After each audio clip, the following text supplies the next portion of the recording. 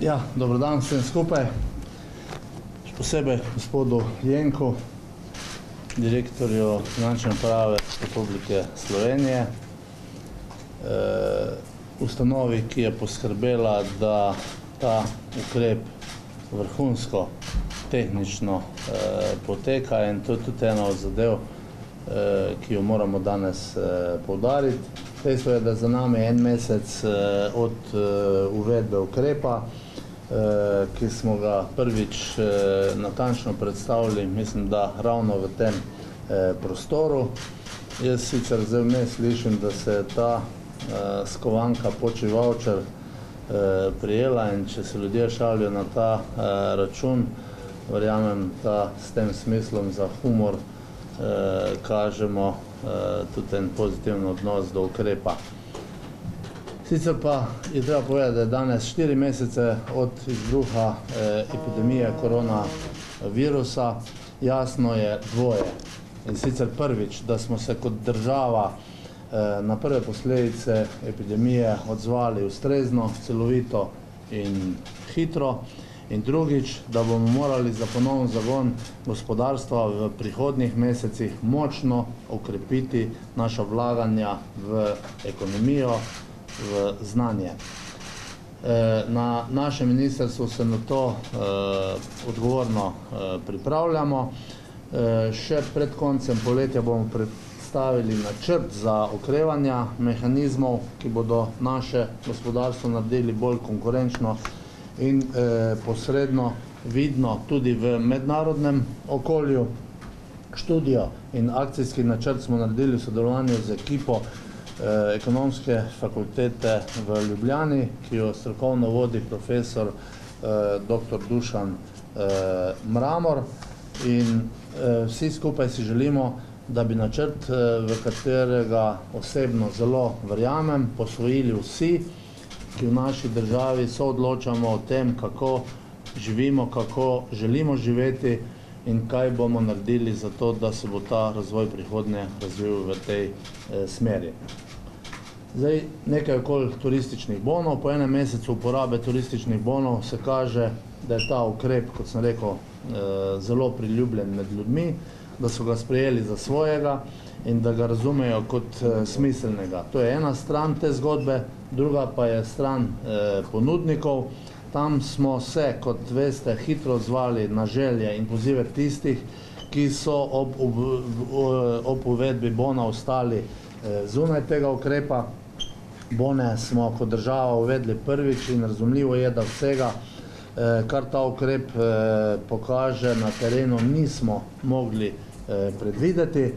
Danes tako bon, to je pomembno povedati, velja za vse ponudnike turističnih namestitev, ne glede na to, ali gre za sezonske ali za tiste, ki so stalni ponudniki.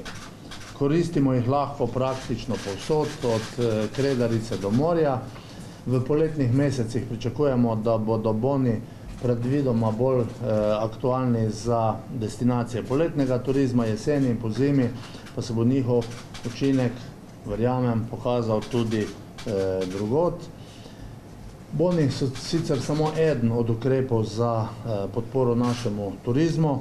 Naj še enkrat izpostavim nekaj ukrepov, ki kažejo na to, da je obseg državne podpore tej zelo veliki in pa pomembni panogi, to je turizmu, večji od samega ukrepa bonov. Postopno bomo pristopili k načrtu okrevanja turizma. Ta načrt smo pripravili skupaj z Slovensko turistično organizacijo, Skupnostjo slovenskih naravnih zdravilišč, Turistično-gostinsko zbornico Slovenije, Obrtno zbornico Slovenije in pa z drugimi združenji. Zato moram povedati, da imamo v teku kar nekaj javnih razpisov, ki vključujejo smernice za varovanje zdravja turistov in pa zaposlenih. In ti javni razpisi so pa naslednji. Javni razpis za dvig kompetenc vodilnih turističnih destinacij in razvoj turistične ponudbe v vodilnih turističnih destinacijah v letih 2020 in 2021 v obsegu 5,48 milijona evrov. Potem drugič, javni razpis za spodbujanje uvajanja okoljskih znakov za turistične nastanitve 19-20 v višini 105 tisoč evrov. Tretjič, javni razpis podpore makro, malim in srednje velikim podjetjem z področja turizma za povečanje snovne in energetske učinkovitosti v višini 21,5 milijona evrov. In pa četrtič, pripravi je tudi javni razpis za energetsko sanacijo planinskih koč v višini 5 milijonov evrov. In petič, pomoč malim in srednje velikim podjetjem z področja gostinstva in turizma. Pripravljamo javni poziv v višini 13 do 16 milijonov evrov nepovratnih sredstev.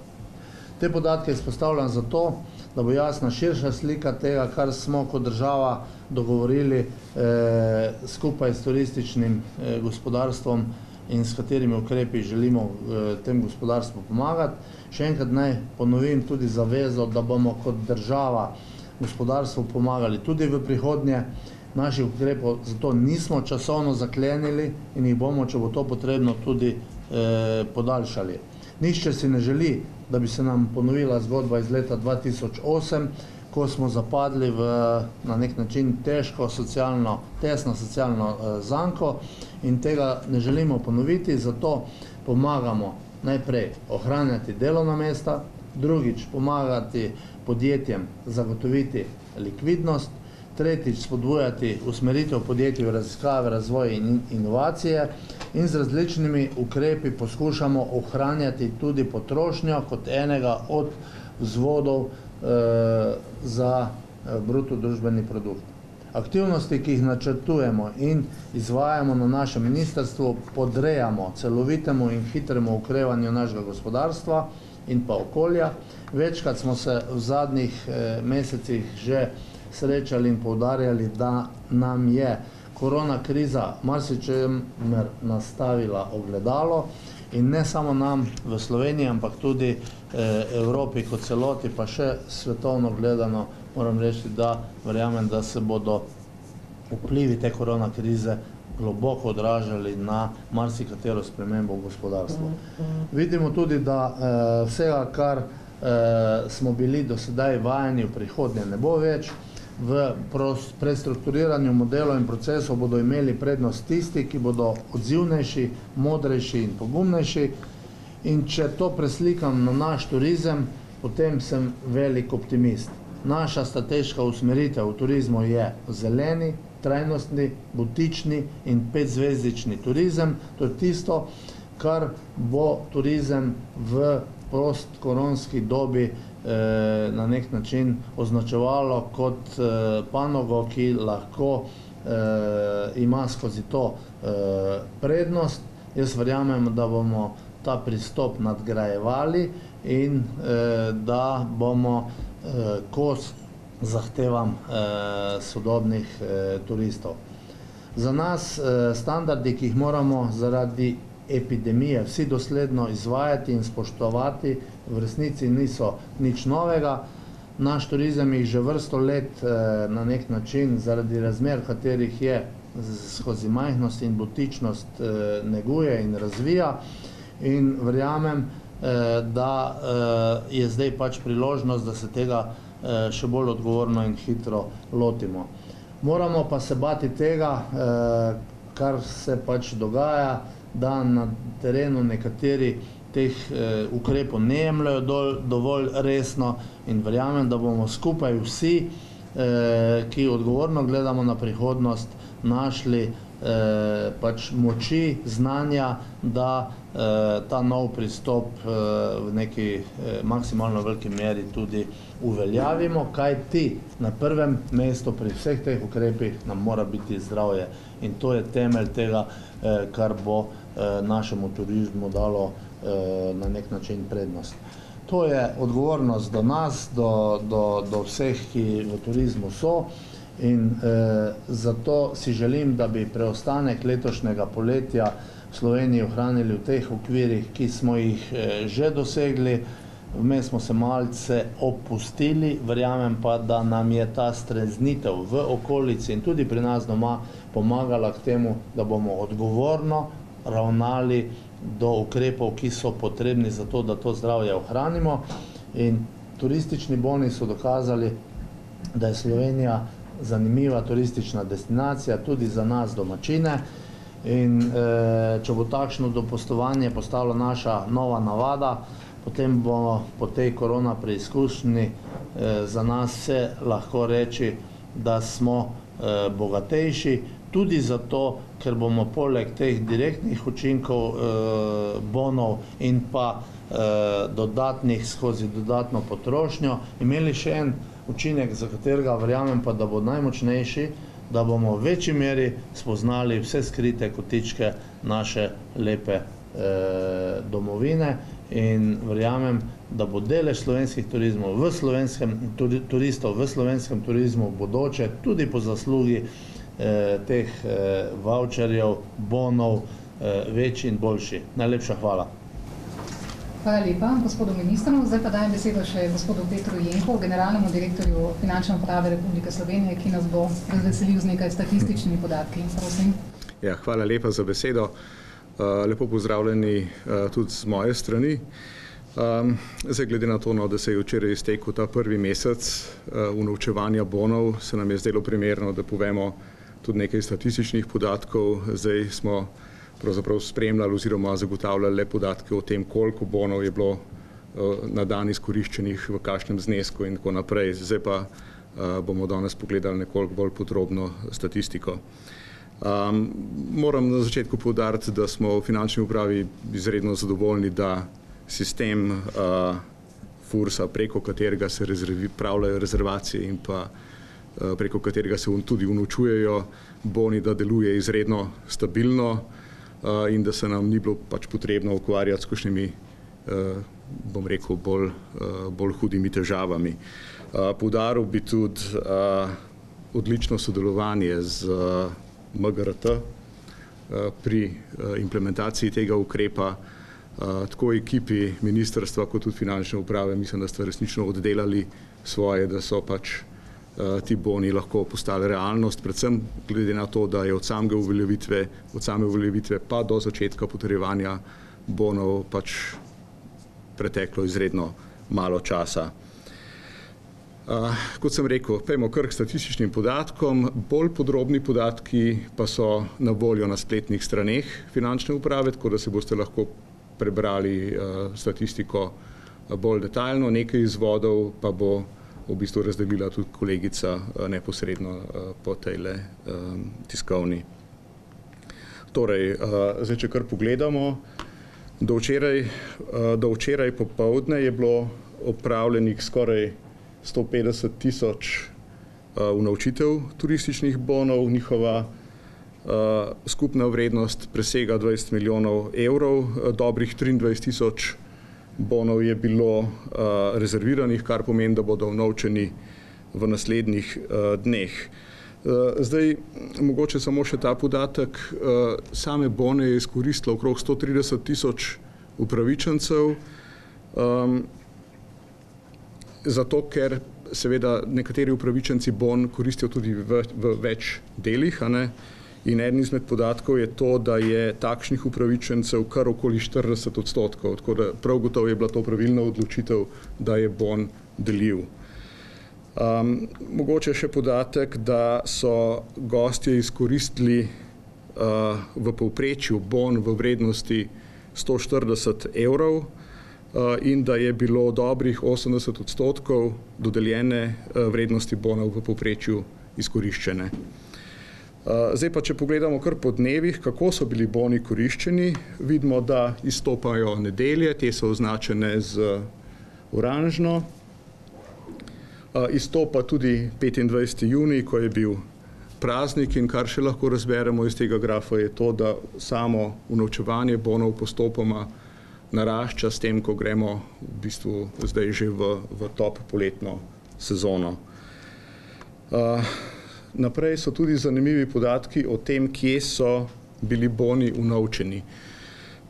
Seveda po pričakovanjih so to znane turistične destinacije, torej predvsem Obala, potem Gorenjska in pa vključno še Posočje zraven in pa seveda destinacije v Sloveniji, kjer so terme. Če pogledamo še 5 krajev, v katerih je bilo unovčenih največ bonov, so to po vrsti Portorož, Izola, Moravske Toplice, Kranjska Gora in pa Podčetrtek. Zdaj seveda temu logično sledijo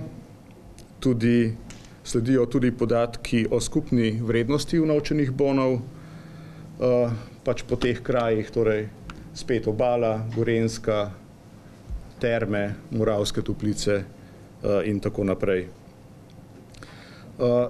Poglejmo še top 10 ponudnikov.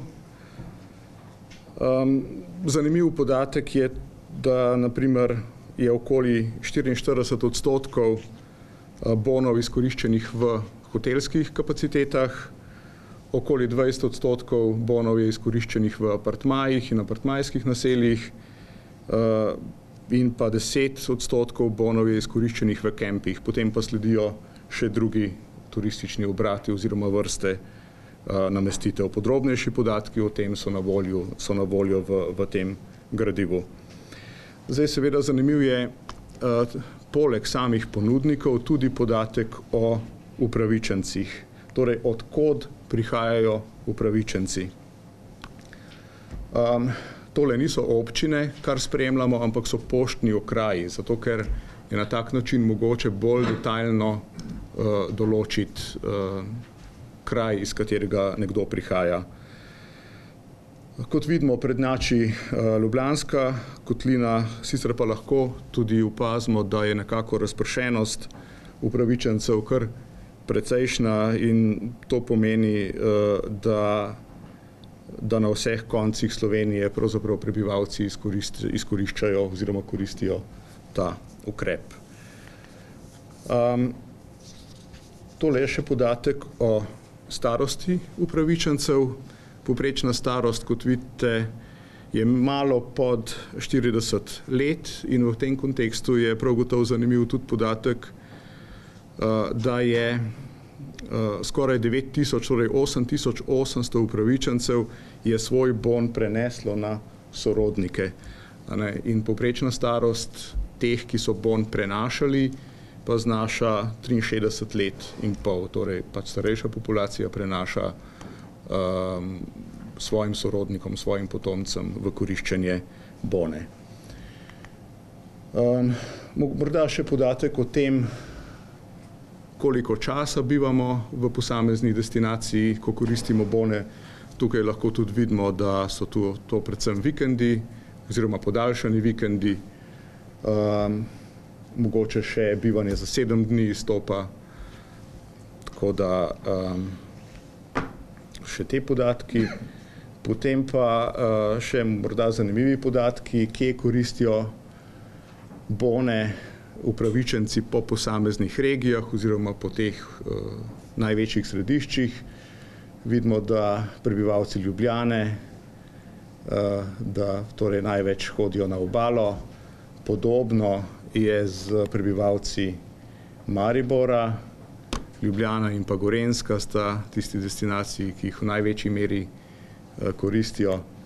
Če pa pogledamo pač Obalo, mestno občino Koper, seveda ne hodijo na Obalo na dopust, ampak predvsem Gorenjska in pa Terme oziroma Toplice so njihove priljubljene lokacije. Toliko na kratko, morda še podatek o tem, o samem, bom rekel, tem storitvenem delu oziroma podpornem delu.